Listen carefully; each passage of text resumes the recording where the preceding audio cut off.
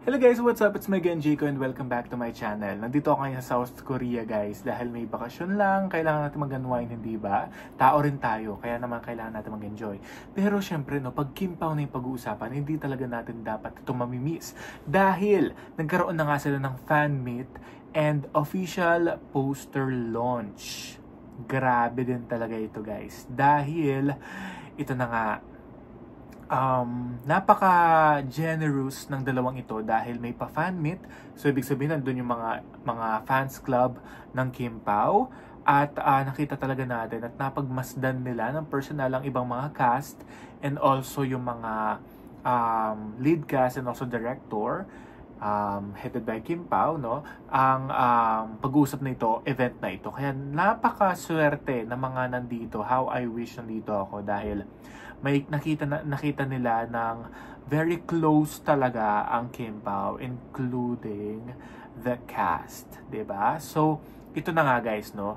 Itong for today's video, magre-react tayo sa official poster ng My Love Will Make You Disappear dahil wala pa namang trailer, no? Kaya ito muna pag-uusapan natin.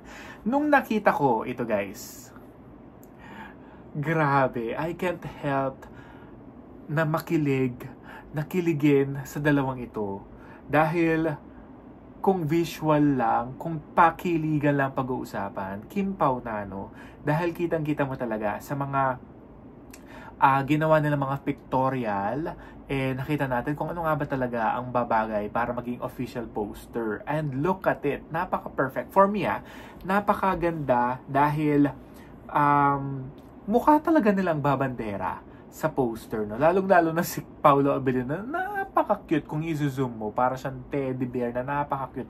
Ang sarap i-hug, pero syempre kay Kim Chiu lang si Paolo, di ba? Pero ito guys, no, talagang alam mo yun, parang ibang klase naman ang gagawin ng Kim Pao, no? Dahil sa Lin lang, talagang kabit, drama, di ba? Yung talagang ganun talaga yung acting prowess talaga. Master Secretary Kim, talagang nakita natin rom-com, bagay talaga sila. Pero syempre, hindi talaga nila material yon. Kaya gumawa sila ng talagang material nila. Syempre, directed by Chad Vidanes, na siya rin ang nag-direct sa What's Wrong. So, ang kitang-kita mo talaga na yung kwento makulay kasi ang daming pailaw ng poster, no? Tsaka yung My Love, talagang heart talaga siya, guys. Ayan, no? Heart talaga yung my love will make you disappear. So, ibig sabihin talaga, pag-ibig talaga itong temang ito. At kitang-kita mo talaga na itong si Kim Chiu, talagang gusto na niyang halikan itong si Paolo. Pero, ba't nakaganon si Paolo, diba? Alam mo guys, no, talagang nahihiwagaan ako sa kwento ng My Love Will Make You Disappear. Kasi para siyang K-drama and at the same time, para siyang fantasy love story. Kasi parang, ano ba to? Magdi-disappear ba si Paolo kapag nalaman niyang in love na si Kim Chiu sa kanya? Hindi talaga natin alam, no? Dahil ito guys, original story siya. And kung makikita ninyo guys, no, executive producer lang naman si Paolo Abilino sa project na ito. So kasama niya sina Sir Carlo and Miss Chris Gasmin.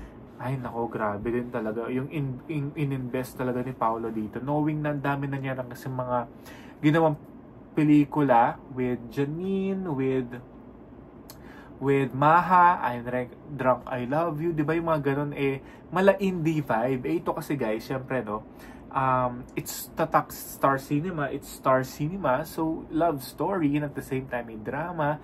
Pero ito parang may magic kilig na mangyayari dito sa kwentong ito. So it's very simple, the poster, it's very simple, it's very giving.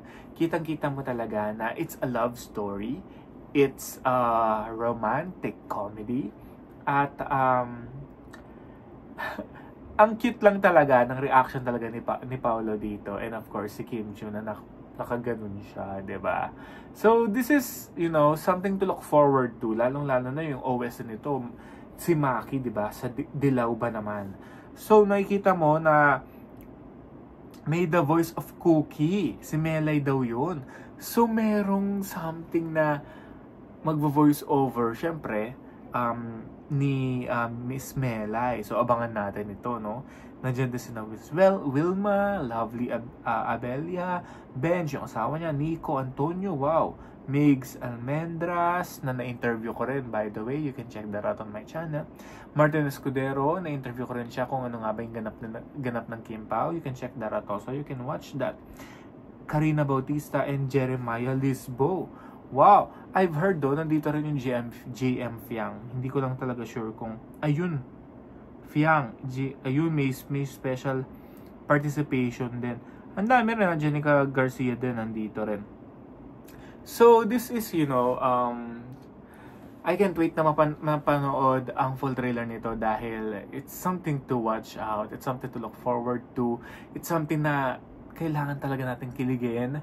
Knowing na Kim Pao talaga, hindi talaga tayo binitawan sa mga ganyang eksena. Though may mga changes talaga dito sa pelikulang ito, pero I know it's worth the wait. Kaya samahan natin sila this coming March 26 at ilan sa mga gagawin nilang mga mall shows, no?